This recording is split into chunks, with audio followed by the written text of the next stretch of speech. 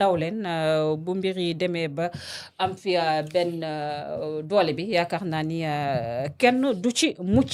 ñu ñëw si wàllum politique bi point actu moo si ñëw ak ñun mu mel ni comme le président Bassirou Diomaye Faye dafa rek dàq ki nga xam ne moo nekk moom da ko dàq sax kii di le DG de SNHLM kii di Bassirou Kébé moom nag kii di Bassirou Kébé mun nañ ne démb en conseil des ministres leen fësal ne teggi neen ndox nomba tànkam Moustapha nga am si ban jàngat. waaw jàngat biñ ci am mooy jàngat bi ci ñu bëri ci sénégalais yi di am. dàq bi nga xam ne dàq nañ ko le DG Bassirou Kébé bi nga xam ne moom moo jiite woon SNHLM. alors bi muy xibaar bi jógee nag gis nañ ñu bëri commencé. yaa ko mujjee jël de. waaw maa ko mujjee jël dàq ko. ñu dàq ko jeudi bi passé la woon non vendredi. yaa ko dàqulu. non dàqulu ma ko. il était en roue libre ba mu ñëwee sa émission. non dàqulu ma ko peut-être dafa tombé mu doon émission bu mujj bu mu def en tant que directeur u SNHLM. oui. waaye constat bi lenn la. le fait que mu dàq ko. kan moo ko dàq le président moo jël mesure bi parce que moom moo ko tabboon ci conseil des ministres mu wàcceewaat ko. constat bi ñu ci njëkk a def. mooy kan la dàq. koo xamante ne ci Moncap la bokk ci cadre parti bi yàgg ànd ak ñoom ci biir parti bi. liggéey ak ñoom ci parti bi ñu dem fu nekk. lu ne ñu daj ko ba yegg si biir pouvoir bi. ñu bokk benn leader mi Ousmane Sonko. mu dem munul dem mu daal jël Bassirou Diomaye Faye indi ko. moom booy xool am na benn journal tey bu bind sax Diomaye vire Sonko junior. booy xool dafa am même démarche ak même doxalin ak Ousmane Sonko. ñu ne ko lan lañ ko dàqee ñu ne léegi li mu ko dàqee mooy dafa def un rappel. rappel la def. xale bi faatu na mu ne ko ñun mënuñu nekk fi di laaj sénégalais yi. naa ñu def leen ay sacrifice te ñun ñi nga xam ne ñoo faatoon xale yi nekk fi di taxawaalu kenn jàppu leen mënuñu gis loo xamante ne dañ ko digg woon te bañ ñëwee toog ba léegi defuñu ko ñaari at a ngi c'est-à-dire di rappeler le président li nga xamante ne noonu la waroon a am. président bi xàcc ko teg ko ci ginnaaw léegi loolu naka nga koy comprendre. ci loo xamante ne dëkk bu njëkk ba moo nekkoon force parti boobu maanaam ñiy waxante dëgg ñiy wax li fi am parce que ñooñu njàpp ku nekk di leen am sa wet dafa baax. Aliou Badara Cissé noonu la meloon ak Macky Sall loo ci gis début ba dañ ko faxas boobu dañ ko jël ber ko ndànk yóbbu ko médiateur de la République après isolé ko nële ABC nii la def nii lu mu bëgg wax Macky dafa ko koy wax saa waay yoon bi nga jël du nii mu xam ne kii du bokkul li mu koy wax ni bokkul ak li mu bëgg a dégg. gis nga boo nekkee ci parfois dañ la naan non il faut que ñu lay respecter il faut nga président mais dañuy wax fenn fu ko Bassirou Kébé manqué de respect amul kenn du mës a génne benn passage bu ñu ne Bassirou Kébé dafa manqué de respect le président Bassirou Diomaye Faye amul chaque fois ay kàddoom lan la un rappel des faits dafa am lu ñu fi indi. dafa am lu ñu fi indi loo xamante ne tey jii dañu war a wàccoo ak moom dañu war a warloo ak moom waaye léegi loolu leen fi indi boo demee ba nga gis ñi nga àndaloon. wala ki ñu jox mu porté ko dem na ba mi ngi mel ni ki xaw a fàttali leen fi indi doo ko fàttali. wala da ngay toog nga ne man noo directeur laa du ma ci wax moom kese la déedéet su boobaa da ngay am sa responsabilité bu la fal. boo demee ci histoire démb ya ci Rome antique buñ mësaan def benn guerre nii xeex ba gagné général bu gagné après dafay doxantu ci biir ville bi. après troupe bi topp ko nit ñi di ko tàccu di ko kañ. gis nga bu daan dem mu nekk ci biir char bi di dox ni dafa am benn esclave bu ñuy teg ci ginnaaw. mu xam nga lu mu koy wax tout le temps memento mori di ko fàttali lan rappelle-toi que tu vas mourir fàttali ko ne bés dina ñëw nga dee. général bi laay wax de. bii dox ñuy dem ñëpp di ko tóojal di ko tàccu parce que moo gagné xeex bi. dañuy détaché benn esclave mu nekk ci ginnaaw gi pour def ci moom lan humilité pour wan ko ne gagné nga de waaye nit kese nga.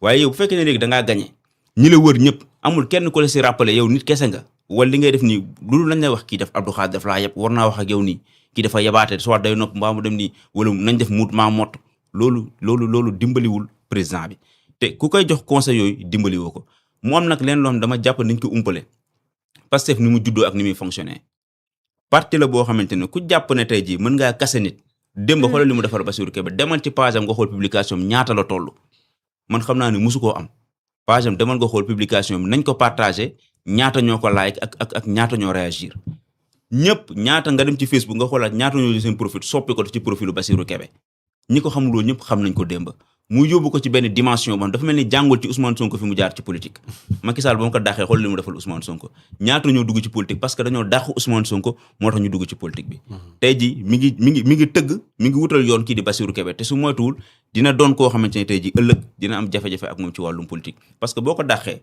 nit ki lenn rek lay ragal boo ko falee mooy poste bi mu toog te moom musul ragal poste da ngay toog sax mu ne lii au contraire lii privé bi li ma daan am ci privé bi sax moo ëpp li may am fii koo xamante ne poste sonalu ko wala ay yu ni mel ak yooyu beneen niveau la nekk loolu benn mbir la beneen mbir tamit mooy l'aspect humain nit ki mais su fekkee da nga ñëw toog nga jël boîte bu mel ni SNHLM mu ñëw fekk fa benn contrat bu ñu fa tegoon boo xamante ne voilà gis nga poste bi moo nekk nii ak déjà 34000 réactions yoo xamante ne am na ko commentaires yi gis nga mi ngi toll ci 9700 commentaires partage yi mi ngi toll ci 2200 lii nga xam ne situation bi am na fu mu ko yóbbu biñ koy jox SNHLM mu fekk fa kër goo xam ne daanaka dafa jaaxaan ñu diggoon ñu projet boo xamante ay projet kër gi tabax yi benn yeggatu si moom mu ñëw taf fan yii passé livré na lu jëm ci 400 logements yi ba mu ne 100 000 logements yi Macky Sall la waxoon presque moins de 2000 lañ ci defar mun na ñoom bu ñu dem 2025 dinañ def mieux que Macky Sall li mu fi defoon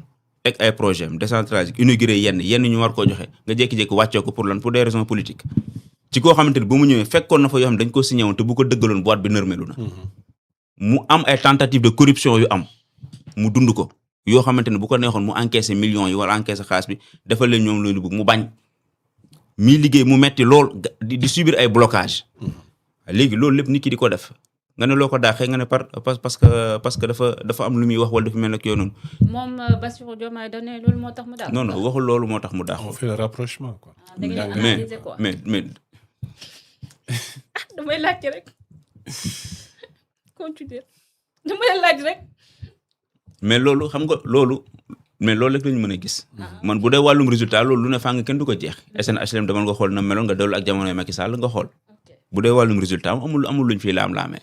loolu demal ci site ba nga xool nga dem seen ay réalisation nga delloo ci atu Macky Sall doone liggéey na ko liggéey ko léegi nag leneen li si topp ay rapport ak leneen loolu mën nañ ci wax loolu beneen mbir la boo xam ne ump nañu bu dee wàllum réalisation làmb daj la moom bu loolu weesoo ñëpp xam nañ ay prise de position ni mu ko doon waxee mun na bañ mais man dafa am lu ma gëm jàpp dama gëm ne président dafa baax nga am ci ñoo xam ne duñu d'accord ak yow dafay baax ngay am ñoo xam ne dañ lay wax dëgg miy wax nga ne ko non lii kërëb ak nii mais yooyu dafa am solo. d'accord dinaa ñëw ak yow Moustapha parce que yow foog ma am lu ma la laaj. waat Moustapha naanal ndox. fu may naanee ndox. tegul xanaa wóoruma. fàttali naa ñu ci weeru koor. Abdou Khadre. le limogeage de Bassirou Kébé on en parle. ban jàngat nga si am ñu bëri jàpp ne ni ces positions moo tax le président Bassirou Diomaye Faye limogé ko. nga am si ban jàngat yow. bon ñi ko wax du ma dàq la ñu wax. ndax position yi mu am ak dàq bi c'est consécutif aux positions yi nga xam ne am na ko. maanaam dafay jël position yi quelques jours après. ñu daal di koy démettre. li ci biir li tax mu démettre ko président de la République moo ko xam. mais lii feeñ te ñu mën ko jàngat te teg ci bët suivre le cours des événements. mooy dafa génn wax position am gannaaw bi jëye ji amee ca université te yu mel noonu amoon jamono ba ñuy nekk opposition ñoom ñu ko doon ñaawlu ba pare doon assister ñi nga xam ne daan nañ ci am ay gaañu-gaañu bu loolu amee nga nekk ci pouvoir nga am le pouvoir de décision le pouvoir de nga am capacité pour régler yenn situation yi nga am capacité jël sa ay dispositions pour que yenn situation yi bañ a arrivé mais war nga mën a am yenn taxawaay yi ci li ma jàngat loolu la doon fàttali mais dans la foulée mu fàttali waale ne leçon yi nga xam ne waroon nañ ko tirer ci li nga xam ne moom la ñu dund ci expérience malheureuse mais war nañu def le tout ba warul mën a arrivé jamono bi nga xam ne ñun ci nañ yoree pouvoir bi mais loolu ku la ko wax mais bëggal na la nga am une amélioration wala des résultats positifs par rapport ak anam bi nga teewee yëf yi ak faits sociaux yi ni muy amee ak gestion bi nga xam ne moom nga ciy def parce que ñu bëri jàngat nañu ne événement yi am université gestion biñ ci def baaxul ñu bëri jàngat boobu la ñu am te loolu bu amee effectivement dafay am solo ñu fàttali par rapport ak promesse par rapport ak taxawaay yi nga xam ne moom la ñu war a am et c'est une bonne chose bu loolu arrivé mais bu fekkee ne tout le temps dañ lay wax ne lépp nice lépp tawféex et cetera alors que ce n'est pas le cas sur le terrain mais ça pose problème et je crois que les présidents de la République à l'échelle africaine war nañu gën a bàyyi xel loolu noonu parce que yow ñi la wër du ñu seet lenn lu dul li la neex parce que pouvoir yi ñu amee moo jéggi dayo te pouvoir de décision yi ñuy am ci ñi nga xam ne ñoo leen wër dafa am doole. Tout à fait. genre bigub kun fa yakun ngay am nañ ma jéggal ci exemple bi mais boo signé rek dafay am. Tout à fait. donc loolu boo amee dafay am solo surtout ci pouvoir bu ñu wax ne Pastef moo nekk ci bopp bi ak li ñu dund yëpp. mais erreur mën na am de mais warul bëri. Tout à fait. yenn erreur yi mën na am de mais warul nekk yenn façon erreur yi nga xam ne daan nañ ko gis ñoom ñu ko doon ñaawlu. ba pare di proposer à la place loo xam ne vraiment. nit ñi buñ ko gisee ça les a séduit ba tax ñu teg leen au pouvoir mais bu ñu gisee leneen dañ ko war a fàttali.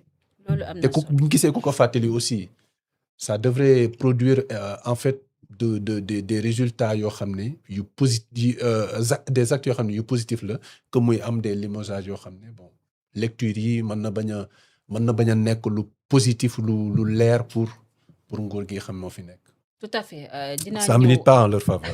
dinaa ñëw ak yow c'est un non-événement loolu la Bassirou Kébé wax gannaaw ba ñu ko dàkkee et il rajoute aussi que le combat continue Moustapha looy ree Bassirou Kébé muy ces dernières sorties yi nga xam ne gis neen mu nekkoon ay sorties yoo xam ne assez tonitruantes gannaaw rek ba ñu nemmee ko divergence de point de vue entre le président Bassirou Diomaye Faye et son premier ministre Ousmane Sonko te ñii nga xam ne xam neen ko danaan la c'est un proche de Ousmane Sonko donc Bassirou Kébé qui nous dit le combat continue finalement ces critiques yi nga xam ne assez acerbe yu mu doon def jëmale ko si la gestion du pouvoir est-ce que nekkutoon tamit li nekkul di fësal na rek moom dafa bokk si ñi nga xam ne c'est des pro Sonko est-ce que tamit jàpp ne ces critiques yi daloon ko def juste pour manquer le respect au président Bassirou Diomaye Faye. waaw maa ngi koy wax léegi. xam nga kàddoom bi boo xoolee amul benn kàddu booy gis ne dafa ñàkk teggin.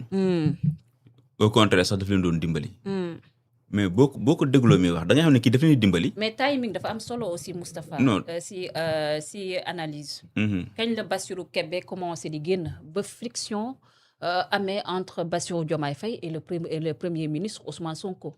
te loolu du secret pour personne que Pastef fu mu toll nii ñaari camp moo fa nekk. da nga naan ci la fes mais ñu ko xam ñëpp xam nañ ne il a été toujours comme ça.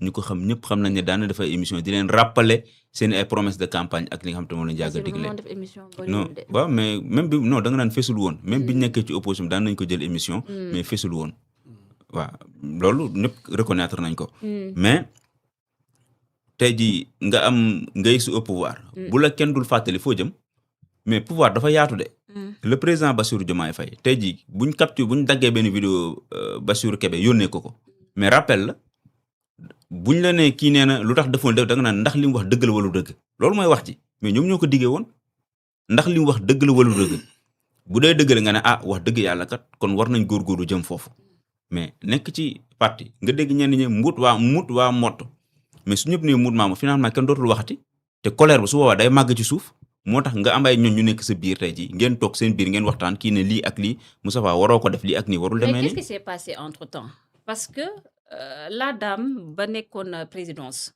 génnoon na fi bind ab textam bu am solo boobu saf-sap jamono jooju le discours n'était pas pareil ñëpp dañ doon wax ne carrément que le linge sale ça se lavait en famille.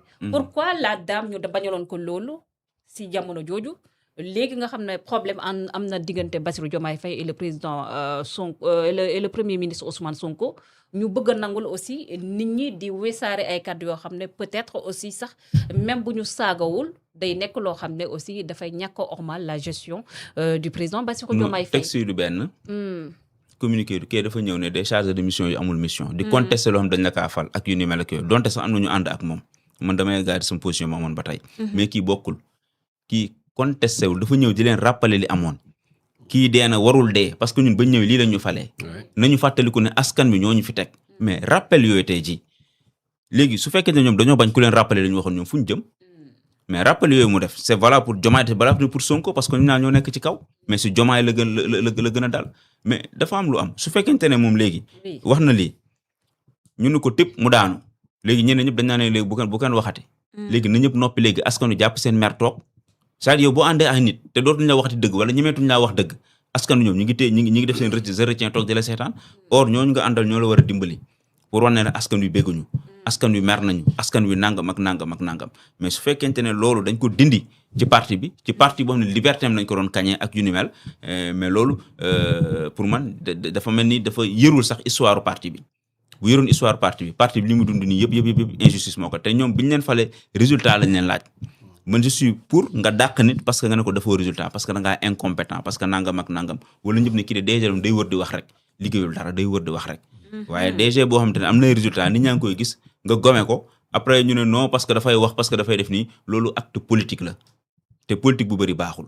acte politique bu bëri baaxul mais est-ce que aussi du seen réponse yi nga xam ne wala seen comportement politique yi nga xam ne dañ koy jëmale si le président Bassirou Diomaye Faye kii le président Moustapha am na point actu lu mu ko posé nee na Diomaye Faye suspend-il ainsi une épée de Damoclès sur la tête du directeur général des directeurs généraux comme Waly Diouf Bodian et Fadilou Keïta. leen de xam naa ko. Waly Diouf moom ñu dàq ko ak ñu toog ñu xëy fa la yemale moo kii ñoo yemoon moo kii ñu dàq nii. ñaar ñun mën naa waat ne ñu dàq leen ak ñu xëy lañ yemale. waaw Bassirou Kébé moom loolu moom umpul woon kenn doon woon secret ci kenn ñëpp xamoon nañ ne daal moom poste tënk ko ni ko Sonko doon waxee noonu la koy moom poste tënk ko loolu doon wax ni ko Sonko doon waxee la koy waxee Waly Diouf Bodian tamit loolu laa gëm.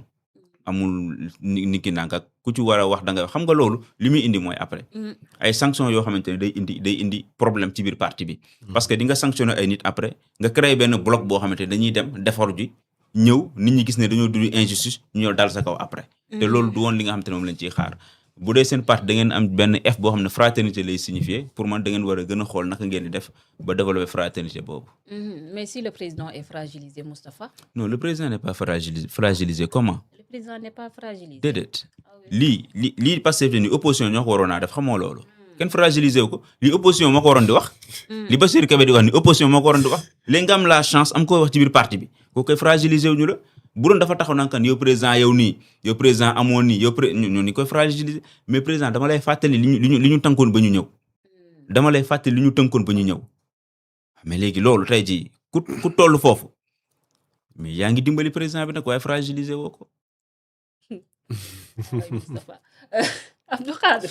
jàpp da ngay ruubee. barki tey moom da ngay jóg ruubee ma. barki pour nga ne dama lay poser question yaa fi indi say sujet yaa ko fi indi yaa préparé sa émission indi fi say sujet man je pose juste des questions nga ne dama lay ruubee tey Abdou Khadre Coulibaly dégg nga Moustapha si position yi nga xam ne am na ko ci le cas Bassirou Kébé man ma ne peut-être Bassirou Kébé lu mu nekk pro Sonko loolu moo tax finalement critique yi mënuñu ko jëmale si la gestion bu le président Bassirou Diomaye Faye point actu am beneen question bu mu posé ne fu mu toll nii est-ce que directeur yu mel ni comme Waly Diouf Bodian ak ki nga xam ne moo nekk kii di Fadilou Keïta nekk nu aussi si ni ñu koy waxee sax danger face à décision yi nga xam ne le président Bassirou Diomaye Faye mu ngi koy am.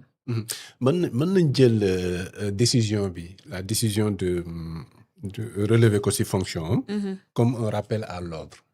xam nga point actu mu ngi def un peu mu ngi def le rapprochement ak le cas de kaawu kii Waly Diouf Bodian ak kaawu Fadilou Keïta ñoom aussi ay postures yu critique la ñu am parce que li positif si posture si position yooyu noonu mooy yëpp ça entre dans le cadre de rappeler la ligne de gouvernance bi nga xam ne moom la Pastef promettroon. Ça, il faut le signaler. Et li nga xam ne moo marqué pour certains la division, en tout cas, li ñu jàpp ne c'est deux camps, pro Sonko et pro Diomaye, mais c'est une affaire liée à la gouvernance. au modèle de gouvernance.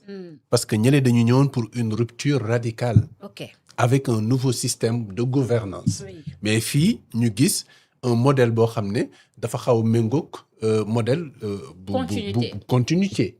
Modèle continuité fi nga koy xamee mooy am na promesse yu bëri yoo xam ne defoon nañ ko mais ba tey jii nii mettre ñu ko en œuvre. Mais loolu l'ancien directeur doon fàttali. te si biir position yi mu jël. da nga ciy sentir également cette li nga xam ne moo constituer les deux camps. Parce que en vérité si on se rappelle bien Ndiabité. oui Abdou Khadre. mooy lii tax ñu votel Pastef. en tout cas sénégalais yu bëri votel Pastef. mooy rupture bi ñu proposé. ñu gis ne dafay marquer véritablement une rupture par rapport ak la fi daan am en termes de gouvernance ak la ñu proposé comme méthode de gouvernance bu ñu yegsee ci nguur gi. Mais bu ñu defee au bout de 2 ans. ñu gis ne certes am na ay actes yu ñu posé. tout à fait mais que la ñu doon xaar véritablement ñëwagul certains mën nañu wax ne ñenn ñi mën nañu wax ne bon 2 ans c'est encore très tôt mën nañ leen encore du temps mën nañu apprécier noonu. Mais il faut tout de même que ngay poser des signaux wala ngay wane ay signaux yoo xam ne ça tend vers ça. nekk nañ ci situation économique boo xam ne bu difficile la. ñu ngi def le tout pour xool naka la ñuy mettre les populations à contribution pour ñu am des ressources financières. Mais jamono boobu promettroon nga ne mais da ngay xool nooy rationaliser les agences. tout à fait mais ba tey jii nii dafoo ko yaa ngi continuer di def ay nominations. donc loolu. mais loolu le premier ministre Ousmane Sonko a annoncé woon na ko si assemblée nationale bi. que je pense que date bi ñu joxe woon c'était le mois de juin.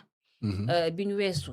oui que dineen xool naka la ñuy condenser li nga xam ne moo nekk fusionner c'était le mot oui. les agences. Donc bu ñu bëggee seppi aussi le président le premier ministre Ousmane Sonko si gestion du pouvoir bi aussi loolu aussi ça pose problème Abdou xam nga man maa ngi wax. parce qu'il est comptable aussi. oui maa ngi wax modèle de gouvernance. oui xam nga ne bu ma nee gouvernance ça n'engage pas seulement le président de la République. C'est tout un régime. mooy gouverner parce que le président de la République concentre tous les pouvoirs. mais mooy xool nu mu koy déléguer former gouvernement avec un premier ministre et des démembrements de l'État avec des directeurs généraux yoo xam ne ku ci nekk ci sa wàll. tout à fait yaay xool nooy mener en fait ci ligne la dénk mais les actions du gouvernement. Donc loolu bu amee ça engage finalement tout un régime. oui Donc loolu bu amee donc ça veut dire que la critique est dirigée contre le régime entier. Oui. Maintenant nag selon les différentes appréciations mën nañu xool mbir mi kii le ciblé kii le ciblé ce sont des appréciations politique. mën nañu ko jàppee noonu aussi. Oui. Mais quoi qu'il en soit mooy critique bu ñu fi def nii di rappeler ay promesses c'était une promesse d'un régime qui voulait qu'on ñu élire ko à la tête du pays. tout à fait benn parti politique la boo xam ne dans le cadre d'une coalition mu jiite coalition bi ñu élire leen. Mais ça engage tout un groupe de personnes. tout à fait Donc loolu bu ñu ko rappeler te ñu defoon ko promesse mais dañ ko war a mettre en œuvre bu fekkee demoon nañ ba évaluer ba gis ba natt ne effectivement mën nañ ko def le temps d'un mandat mais ñu def ko. Donc loolu boo amee kay ça engage tout un régime. C'est pas dirigé à mon avis c'est pas dirigé contre un président de la République. Maintenant c'est à relativiser. Dans la mesure où wax naa ko tout à l'heure il y a une rupture dans la méthode de gouvernance. La ñu proposoon en termes de gouvernance de rupture radicale ak li ñu nekk di mettre en œuvre bokkul. Foofu laa lay wax foofu laay waxee à ce niveau là mën nañu jàpp ne ça peut être dirigé contre le président de la République parce que mooy gérer mais également mooy définir en fait li nga xam ne moom la ñu war a mën a jëfee pour tout ce qui concerne la gouvernance mais que le gouvernement moom mooy passer à l'exécution entre autres. Donc dama jàpp ne daal lépp gouvernement bi la concerné. Et que bu ñu critiquer le président de la République parce que njiit nag aussi njàbbite critique moom foo nga koy nangu. boo jiitee ñëpp yow yaa nekk seen kanam. faaw ñu gis la. Des fois aussi faut sortir le sabre aussi Abdou Khadre. Wow. Oui, on est d'accord comme ça a été fait. Wow. Kenn du ko ci kenn mënuñ ci def objection ba mu changer ko. Aussi, hein? Oui, non, on est d'accord. Moustapha signalé na ko dès le début. Oui. moom bu décider kenn mënu ci dara mën nga contester nag mën nga commenter mën nga analyser et cetera mais le décret est signé kenn mënu ci dara. su monsieur Dabo bu ko remplacer il fait partie de leur parti wala jotoo cee gëstu. non moom ci mi ngi ci coalition Diomaye président la bokk mais defe naa tamit ci parti bi la bokk. démb dafa mel ni comme kii nu mu koy waxee sax député bu kii invité woon Moustapha Diop. nee na si Pastef la bokk. voilà. ok mais c'est eux dans eux rek. waaw. d'accord je pense qu'on a fait. da nga mer. non meru ma retour de l'actualité. meru lan njàpp mi. Moussa da nga xiif. xiif. heure bi nag ñëw fee xiif. nag heure bi du ma woon def naan damaa xiif nag wala damaa mer nag. heure bi moom ñëw fee xiif Moustapha. waaw dëgg yàlla xiif day teel nag. day teel lu ñu waroon waxtaanee yëpp waxtaanee nañ ko. oui. ça a été un plaisir partager ak yow kii bi par jotaay bi comme ni ñu koy defee saa su nekk rek si émission il est midi bi.